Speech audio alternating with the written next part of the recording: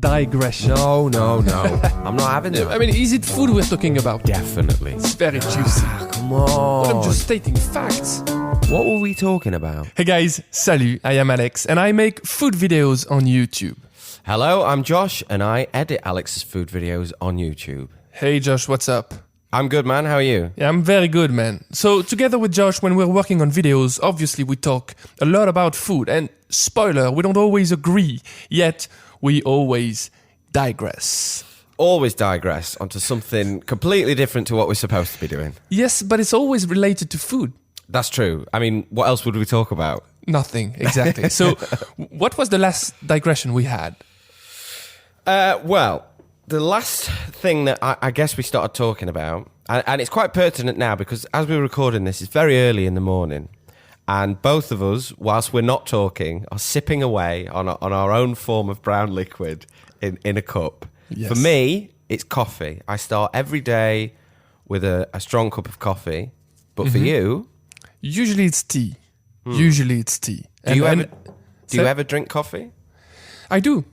Whenever I'm weak, I'm having coffee. And I'm not saying weak on a physically level, but more on a mentally level. Okay. What's the implication there? Whenever I can't resist my drive, my envy to have coffee, then I'm having coffee. Okay. But when I'm feeling strong enough, when I'm feeling confident enough, then I'm just having tea. So coffee is the drink of a weak person. Is this what you're saying? That's not what I imply, but that's how I feel when I'm having coffee. And that's a true thing, though. So let's. The reason why I'm having tea in the morning, it's a very simple reason. I feel like tea is infusing me with energy instead of just slapping me with it. Like a slow build sort of thing? Yeah, like exactly the same way that if you had candies as a breakfast, you would feel happy and just out of control, like within seconds. But if you're having porridge, then this is something that will sustain you throughout the rest of your day. And I feel like tea is doing this to me. I don't know if that's the same scenario for everyone, but for me, it's easier to manage it makes it easier to manage my energy levels, basically, with tea than it is with coffee. I don't know how you feel with this. Well, I will have one very strong coffee about half an hour to an hour after I get to work. And whilst it's sort of, for me, it's like the signifier of, right, I'm going to be productive now. I sort of have the coffee and then that's like almost like a ritual. That's weird. That it's like, I've had my coffee, I'm ready to go. But why do you have it half an hour after being in the office? What did you do for the first 30 minutes in the office? Make the coffee. How long does it take to make coffee? Well, this is the thing. So I'm not just buying a coffee. Usually it depends. So... Well, I can see where this is going. On a full version, on a full, long thing, at home, I would have roasted the beans in the morning, brought them in. Then I always try and grind them here. And then, make an AeroPress. But usually I might be like, I don't know, making some toast or just cleaning the office up. I need that 30 minutes as headspace. I wish you guys could see my face. I was just like being very negative about it. You use like an AeroPress. Yeah. And you say like, and then just using an AeroPress. Like it's the normal thing to do. How many people use an AeroPress? Not many. Most people can you describe what it is? Yeah, it's... for the ignorance of us. It's kind of like a tube with a rubber plunger on it that basically is halfway between a cafetiere and a kind of hand-pressed espresso thing. Okay. So you put the coffee grounds and the water into the AeroPress. Okay. And then there's a plunger that you press down and the coffee goes through a filter at the bottom and into the cup. And it's designed to make sort of coffee for one. It's not you have to make one at a time sort of thing. It's like selfish coffee. Selfish coffee. That's exactly what it is. Yeah. But I'm getting this is replicating more or less like the action. I mean, the type of coffee you would get like with a coffee machine or what? Like with an espresso machine? That's what I meant. Because you're using pressurized water that passes through the ground coffee. The difference is in a espresso machine, it would be steam that goes through there. Okay. Whereas with the AeroPress, it is hot water. So it's kind of the end result is halfway between a cafetiere and an espresso. Mm-hmm. What do you mean by a cafetiere? Because in French, a cafetiere just means a coffee pot. Yeah, well, the other word for a cafetiere would be a French press. That's what we would call it. Okay.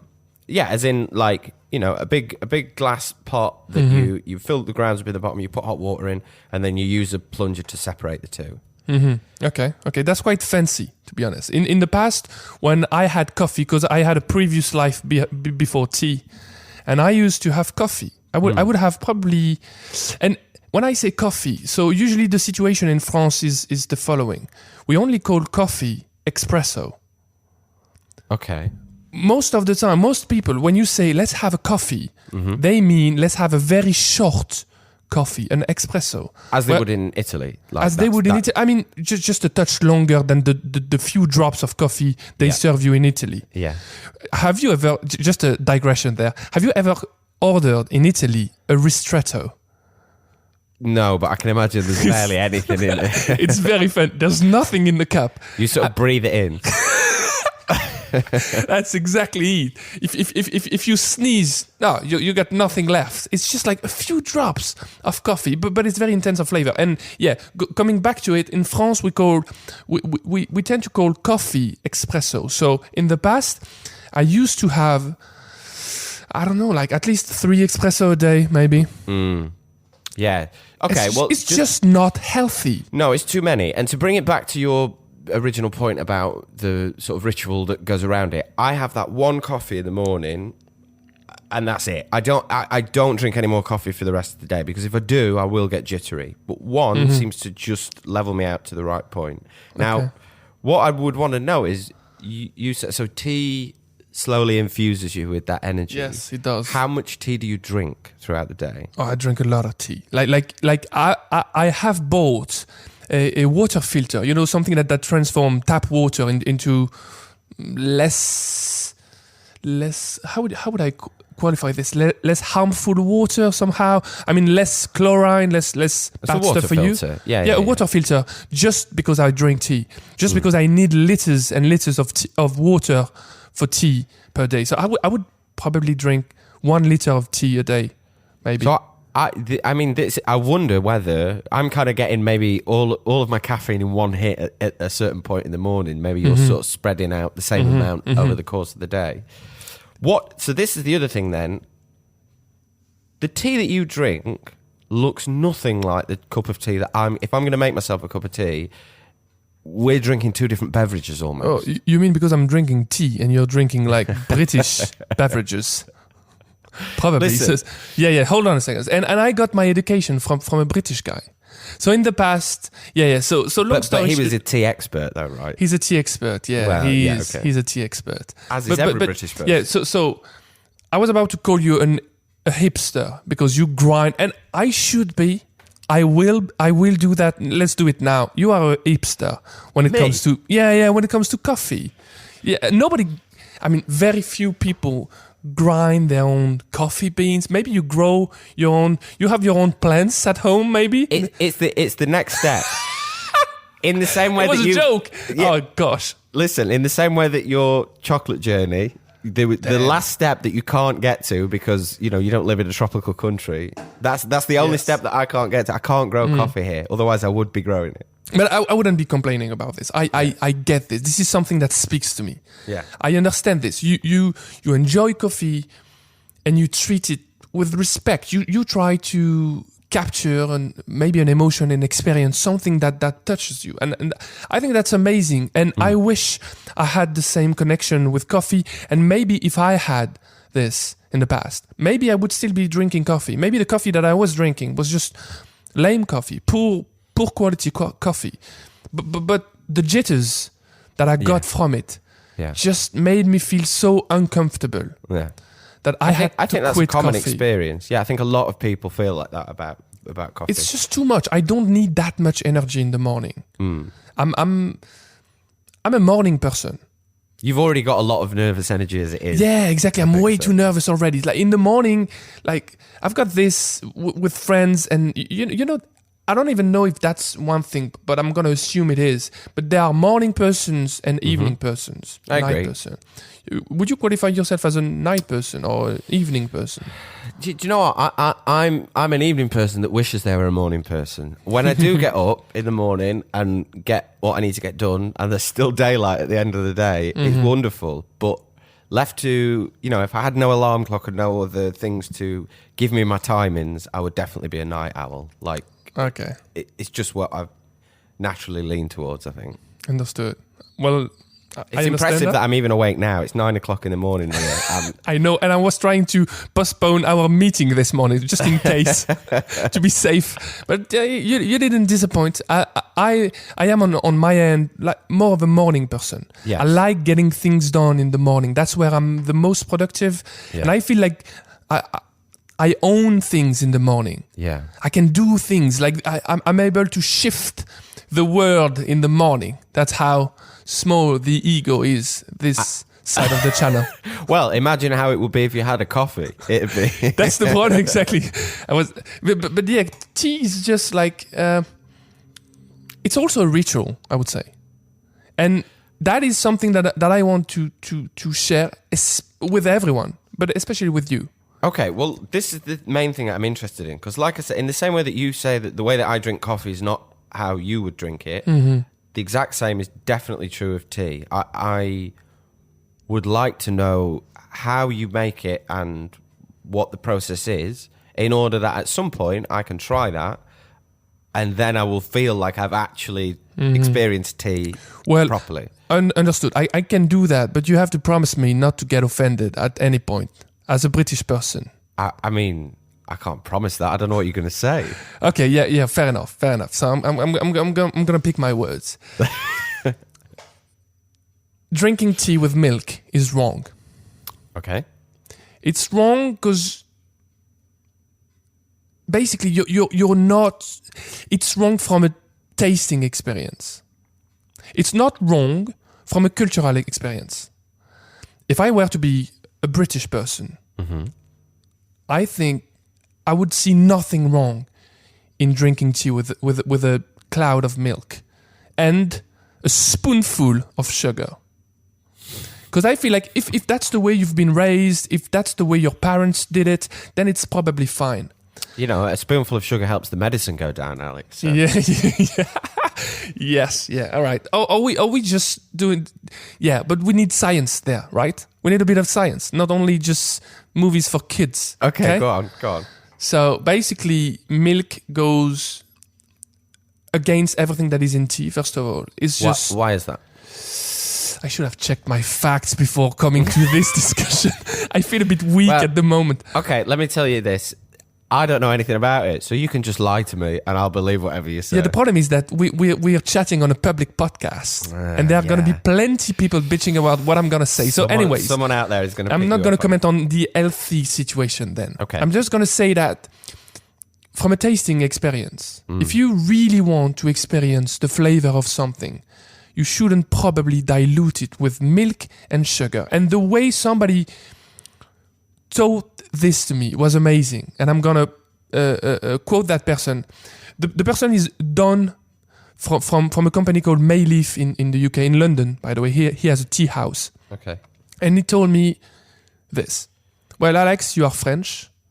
How would you feel if I were to tell you that I love wine, but I'm having wine with a spoonful of sugar and a drop of milk?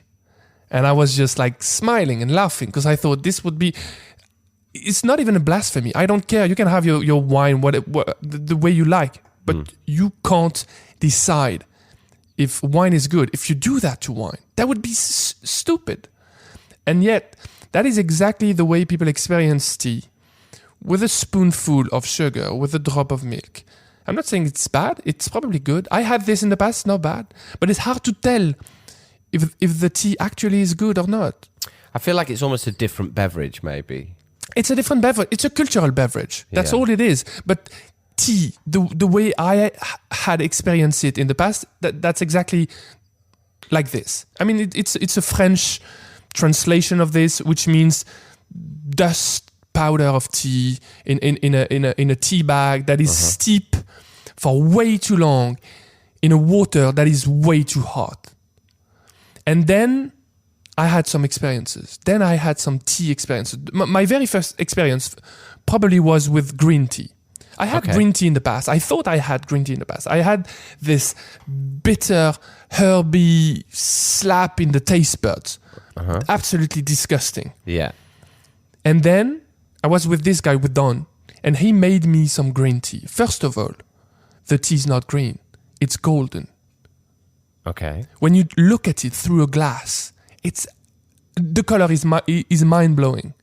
It's a subtle golden, a deep golden tint with like reflections of green, with like shades of green somehow.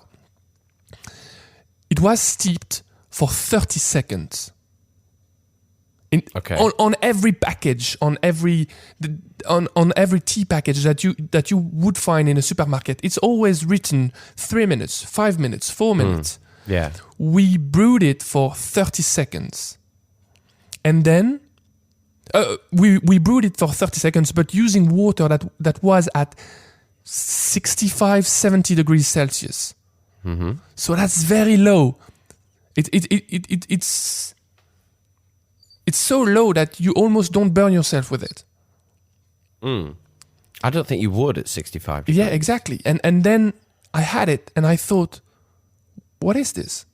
What's that flavor? It's soft, mellow, it's flavorful. I could taste, I don't know, the rain. I could taste You could taste the rain? Yeah, I could taste the rain. I know it sounds a bit stupid, but I could taste the forest, the rain. I could taste. Okay, how you could taste where it had been grown? Do you mean, or maybe? But I'm no wine expert, nor am I a tea expert. I'm just a dude that loves food and loves anything that comes with it. And what I can say without being too geeky when it comes to flavor, I could sense flavors.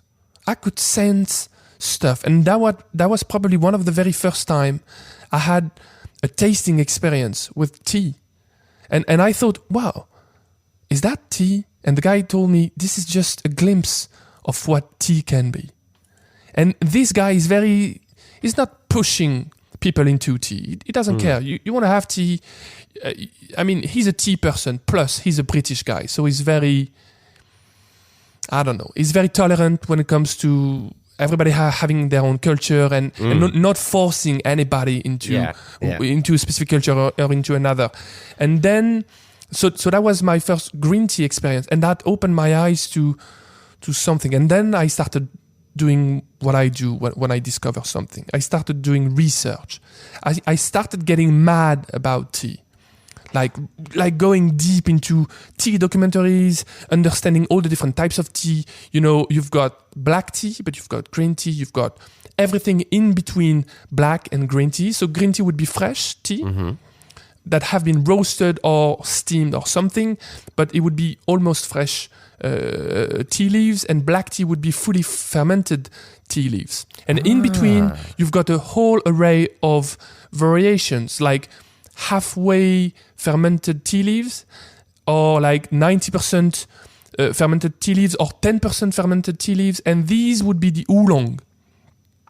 Right, so that whole section in the middle, if something is referred to as oolong, it's basically between green and black tea. Exactly, and that's very, very, very wide in terms of flavor experience that you can have. Let me just stop you for a second there. That's interesting. See, I never realised that black tea is fermented. So essentially it's the same thing as green tea, but it's been, do you know how they ferment it? Or? Yes. So I know how they ferment it now, but I know how black tea was created. And it makes sense that is almost like a westernized version of tea. I think, if I remember well, that black tea was somehow invented by accident. When they brought back crates and crates of tea leaves on ships back to Europe, and it fermented spontaneously in the crates. And so they had something that looked nothing like the tea leaves they had back then. And they thought they still brewed it. I don't know why they would do that, but they still brewed it. And they had a different experience. So, I think... what was your question again? Sorry. That's typically something that happens. My question was about how it's fermented. It's interesting to me because obviously I'm very, very interested in fermented food. I never ever thought of tea as one of those things, especially given that stereotypically the main form of tea that we drink here is black tea. So the way they do it usually, you've got the tea leaves. So you don't pick all the leaves, first of all. There's a bud at the end of the branch, and then there are a few leaves. If you were to pick only the bud, that would be like an elite tea. Because from what I've understood, all the good stuff, meaning all the energy, all the flavors, are concentrated in the bud. Okay. And then the first few leaves also holds a bit of that flavor. So they would pick the bud plus 1 leaf, 2 leaf, 3 leaves, depending on the quality of tea you get. And then they would bruise these leaves and buds to release, I would think, enzymes. And these enzymes will start a reaction on the leaf. And would start breaking down the leaf, basically. And I know that they have to stop this at some point by roasting the leaves or by steaming the leaves. I think in Japan they steam the leaves, but in China they pan roast the leaves, and it also creates different flavors. You can clearly imagine that if you were to pan roast a leaf, you would create some toasty notes. If you were to steam it, then you would probably emphasize more the herby notes. Yes. The sencha is the Japanese steamed green tea, right? Yes, it is. Yeah, yes, which you're right. I think compared to other green teas, when I've had that, it has an almost like sort of fruity, floral thing. Anyway, sorry. No, and that's basically all my knowledge when it comes to tea. Anyway, so and then they stop at some point within the fermentation process, and they decide which tea they want to produce, basically. So my question to you would be then, the tea that I see you drinking, and actually this is probably relevant because the latest video that we released where you reacted to other meatball videos, you're constantly sipping tea all the way throughout this video. What a snob. With your little pinky finger sticking out. I was trying to act British, by the way. What tea are you drinking there? Is it... Because you've just said that the green tea experience that you had, the gateway to tea, your point of entry into tea, was a green tea but that was golden coloured. Well, the thing that I see you drinking a lot, it almost looks like apple juice. It's like got a sort of goldeny brown sort of tint to it. So that's the oolong. Okay. That's the oolong. So the place that is possibly the most famous for making oolong, I'm not saying they are the best, but it's Taiwan. Okay. And what I like about oolong is that it's way lower in caffeine. Do you know why? I don't know why. Okay, it's lower in caffeine. Yeah, exactly. I have no idea why, but this is why you can drink a litre of tea in a day. Yeah, exactly. But it gets me going. I don't know exactly. It's the same for coffee, to be honest. In the past, I'm still having a cup of coffee once and then. I'm not like I'm not like maniac where black coffee would be absolutely excluded from my life. No, I like having a cup once and then. But I feel like just the smell of coffee is enough to wake me up. Is it weird? No, I mean, it definitely does the same to me, but I don't know if that's a kind of, what's the word? It's a Pavlovian response. Maybe. I know that the caffeine is coming, so my brain begins to wake up. And the ritual as well. Like you say, you grind the beans, you grow the plants, whatever you do in the morning just before coming. That's probably why you come up this late to the office, or what? That's why I said when I get here, I need like half an hour before I get down at the desk. Anyways, the ritual is very important. Absolutely. It's one of the main reasons that I go to that at length. Because I could just, buy some... I mean, if I really wanted to abuse my own mental state, I could just drink instant coffee. But... That's what I would do. I think the main reason that I go to the extent that I go to is because of the ritual. It's a sort of meditative, 10-minute, mindful practice. Do you know what I mean? Yeah. I absolutely connect with this. Like... From this first green tea experience, then it led me into oolong, which I do drink in the afternoon, for example, into black tea as well. And one of the things I enjoy very much these days, and I'm alone in my studio, so I don't even need to act or to pretend to be doing something. There's nobody in the studio to just watch me when I do this. But I would open the package of tea that is sealed, very that is airtight, basically. I would open it and I would smell it first. And it smells amazing. It smells tangy, for example.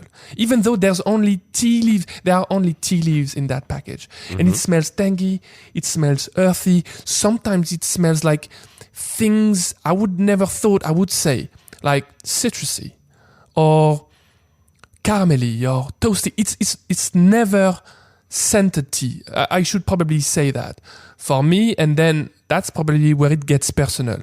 But I would not drink scented tea if possible. I don't know what that is. Scented tea, like flavored tea, like tea with... Oh, scented tea. Okay. Scented tea, like tea with bergamot or tea with...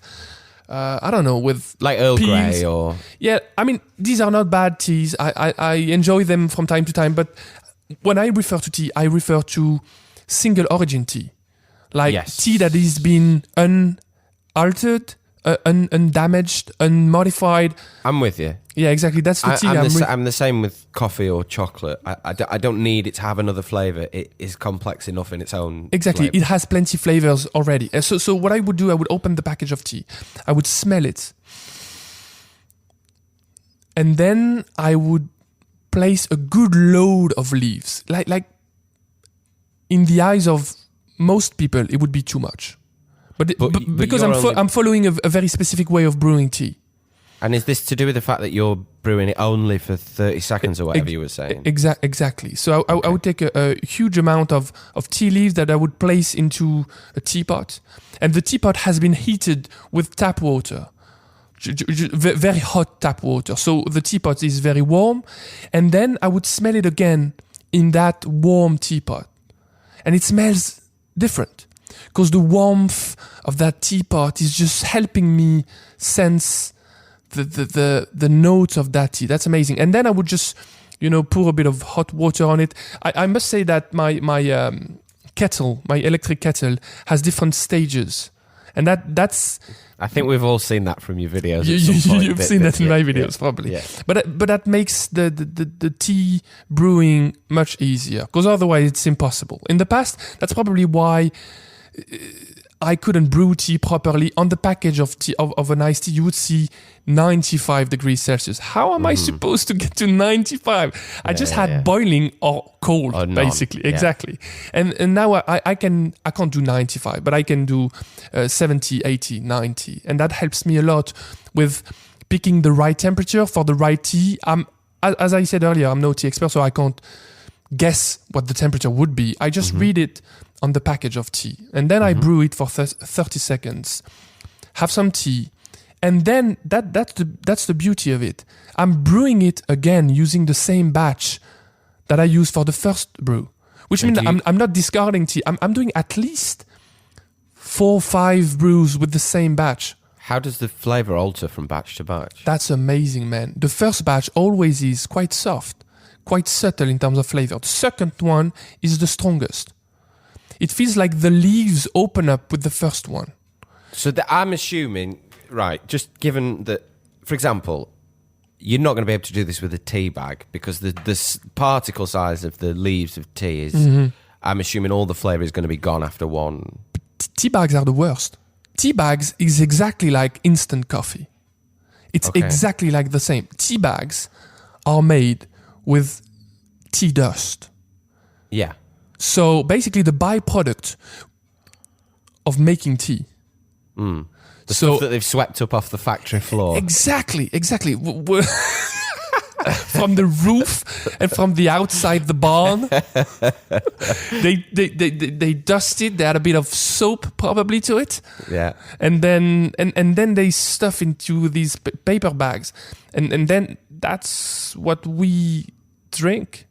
That's what the Western world drinks in terms of tea. Most of it, to be honest. And that's.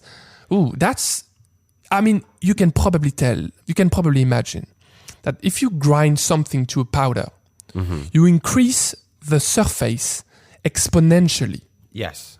So, as the brewing process is basically an exchange between a solid and a liquid, having an enormous surface means an enormous exchange of whatever chemicals that are involved. And that's why when you brew tea that has been powered, so tea that is hauled into a tea bag, it gets black very quickly. What do you mean it gets black? The liquid gets dark very, very, very quickly. Because it's able because to it's powdered. Yeah, because it's extracting way too much, way too quickly. So you're saying the key then to a good cup of tea is actually a slowly extracting. I'm saying this only from a personal experience. Okay. Like having used the leaves, the extraction is way slower. Even though I pack my teapot with leaves, not that much, but I do use loads of them. And there's something I need to tell you about this because it's interesting. It's enlightening. It's just very helping to understand why I do this as well. You can see that the color is changing very slowly. And I'm thinking, extracting brutally flavors, I don't know, the best flavors that I know in cooking, in cuisine, usually are quite subtle or slow flavors. It's not always the case because I love myself a good, fried chicken, which happens very quickly. But what we're talking about essentially here is steeping, extracting the flavor using hot water. And yeah, I would agree. Even things like when you look at Japanese dashi, sort of getting the best flavors from the seaweed. If you, again, the same as tea or coffee, if you put boiling water on there, it's going to be really bitter because it's taking out the sort of bitter compounds from the thing. But yeah, also time can be a thing that you can get different. I understand the thing of getting different flavors at different points of extraction. I'm going to say it. I know you, Joshua. Yeah. I don't know you, but at least from the food world, from the food perspective, I know a bit of your personality, some bits and pieces from your personality. Yeah. I know you would love tea. I think I would as well, but this is the thing. I think I just haven't. There's almost an investment that needs to happen. Well, there's two things that need to happen. I've never had a tea experience like what you've talked about. Secondly, there's a bit of an investment. It's the same reason you're not going to start making coffee. What do you mean money? Are you trying to? No, I don't mean money. I mean in learning how to make the thing, the patience of actually to get to where I am with making coffee to this stage. I went through a period of 6 months of drinking terrible coffee, but I was willing to get to, do you see what I'm saying? Yeah. Understood. There still is there are some efforts to be done. There's a learning curve as well. You got to spend some time just doing a bit of research and doing your own journey into this. But I'm sure you will enjoy this as much as brewing the cup afterwards. Just for me, as a very, very curious person, knowing that there's a whole world awaiting for me somewhere, a whole world of things I never heard of, is just like so exciting for me. And when I discovered that with tea, when I realized, wow, so this is my first experience, and there's a whole world waiting for me, I was thrilled. I was super excited about this. Let me take a little digression here. I want to ask you a question. So that thing of knowing that there's a whole world of something culinary that awaits you, I like that idea a lot. And it's something that, it doesn't even have to be a whole world, but just if I know that there's something that I haven't had, there are a few things that I've never tried and I've had the opportunity to try. Food world. We're talking about the food world. Yeah, but Yeah, let's clarify. There's food, strictly food. Okay. But I almost haven't had because there's a bit. Now this is stupid, and I realise how stupid this is as I'm about to say it out loud. But for example, lobster. I've had the opportunity to have lobster, but I've never had lobster because I thought, well, if I have it, then the opportunity to have it is gone. Do you know what I mean? That idea that there is still something that awaits me, almost as if the journey is more valuable than the destination. Understood. So now that you've said this about tea, I've never thought about tea like this. I've never thought there is a world of different things awaiting me for tea. But now that you've said that, I'm a little bit excited that's there. But whether it'll make me do it or not, I don't know. So did I? That wasn't my intention, but I can sense that if I did not convince you to have tea, maybe I have triggered something. Maybe I have it's there, ignited a curiosity for it. It might be sort of lingering around in the back of my brain, and something will happen probably where I get an opportunity to have. To be fair, I'm saying I've never had a good tea experience. When I had sencha in Japan, I always thought I didn't like green tea, and then I had sencha and I was like, wow, this is not bitter, and it's got a sort of fruity element to it. I mean, that's exactly my reaction. That was probably my first one. Wow, that's not bitter. Wow, it doesn't taste like grass. Yeah. Like in your face grass. It tastes like something. I think I found the right editor for the job when we're working together, because you are keeping lobster for later. Yep. You had sencha in Japan. Yeah. And you grind your own beans in the morning. Yes. There is also something that tea has sparked in me. Mm-hmm. I love all things food. So I'm a food enthusiast, maybe. Yeah. But I'm also a cook. I love cooking very much. And I know you love your cooking too. Mm-hmm. And you mentioned dashi in the past. And tea is interesting in the sense that it's eye-opening on the importance of time and temperature when you're brewing something. It can be spices, it can be herbs, it can be bones in a broth, it can be seaweed, it can be anything. We can't just boil the shoot out of something and just expect all the flavors to be on point. Mm-hmm. Boil something to oblivion, that will not translate into extracting the right flavor from it. So if you understand this with dashi, with Japanese broth, I'm sure you can understand this with tea as well. You can absolutely. It makes a lot of sense. And just now, as also like a geeky person, I wonder how we could determine the right temperature for the right tea. Okay. So specific types of tea, what's the right temperature? Exactly, because I'm always following what's written on the package blindly, because I have no other options. I'm brewing green tea at 70 degrees. I'm brewing oolong tea at 90-ish degrees, and black tea just a touch higher maybe. But at least this has sparked something in me. And this is something I've been using very recently with spices. I was making broth recently. Mm-hmm. And the recipe calls for cloves and cinnamon and a cinnamon stick to be added to the broth. And I thought, well, it doesn't make sense to boil this for 3 hours along with the meat and the bones. If I were to do this to vegetables, I would destroy them to mush.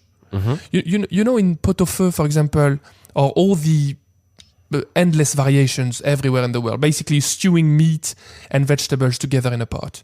Yeah. So in the French cuisine, they would add a bit of cloves, a bit of cinnamon, a bit of nutmeg maybe. If you boil this for too long, I'm sure, absolutely sure, you would extract bitterness from it. Same goes for peppercorns. Peppercorns, when you boil them, and I've been doing this as a test. So I boiled peppercorns in a small amount of liquid just to see what flavors I would get from it. It gets very bitter and acrid. It's quite bad, to be honest. And yet I've seen in so many recipes, add a few peppercorns to the broth. Well, I'm not doing this no more because I can see that it adds wrong notes to the broth. So I'm thinking tea also is like a learning curve for me that I can apply to other fields in the kitchen. There's so many areas where that's kind of useful to know. Do you know what, actually? Do you know what would be super, super useful for a cook? Would be a chart or a book or a thing, a list of different ingredients that would give you the optimal extraction temperature and time for each ingredient. I would buy this immediately.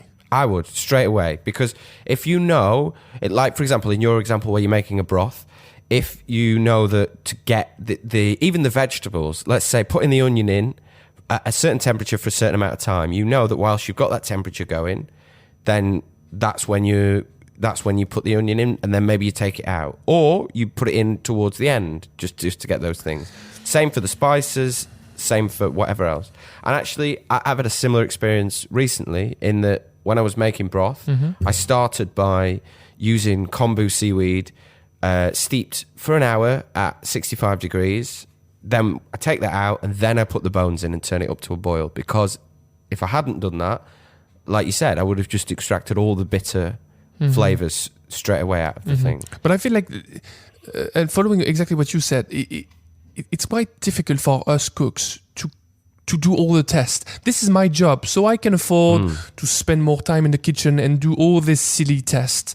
Yeah. But I can see why home cooks would be lost in this. Yeah, you can't. That's what I'm saying. If there was a guide that went along with it, it would be much easier. It's funny, because when you cook things in the oven, for example, just the first example that comes to mind for me is a Sunday roast.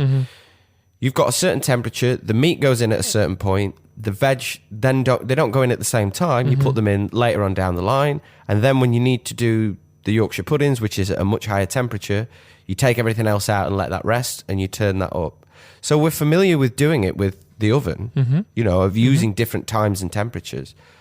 But I just don't think it's as common with steeping things that people think about that in the same way. Well, I agree.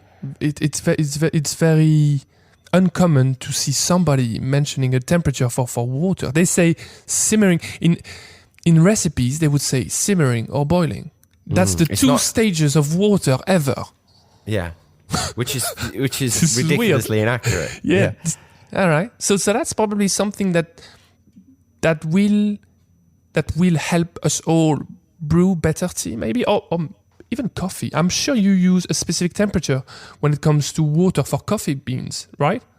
I do. Well, I don't have any way of gauging it other than bringing it up to the boil. Can we bring a real coffee expert right there? Well, so my tests are at home that I've done is basically bringing it up to the boil and then seeing a certain amount of water and then seeing how long it takes to get down to 80 degrees. All right. Very rough. And then, so I just wait the same amount of time here. It is very rough, but other than bringing in a temperature probe, if it burns your pinky, then it's too hot. All right, Joshua. So if I barely ignited a bit of curiosity for tea, what I can suggest is that next time we see us in London, in London town, In London town. Yeah. Instead, or just before having a beer, we can pop by the tea house I mentioned earlier on, and you can just have a cup for yourself, and no pressure at all. I'm not trying to convince anybody, but just at least share an experience that has been very interesting for me. Amazing. Well, like I said, I like to hold some experiences back. Maybe with tea, it's because I was waiting for something like this. You see? Maybe I was waiting for the right time to get into tea. Amazing. That's called serendipity, isn't it? It is, yeah. Thank you so much, man. All right, no worries, man. Have a good one. You too. Bye.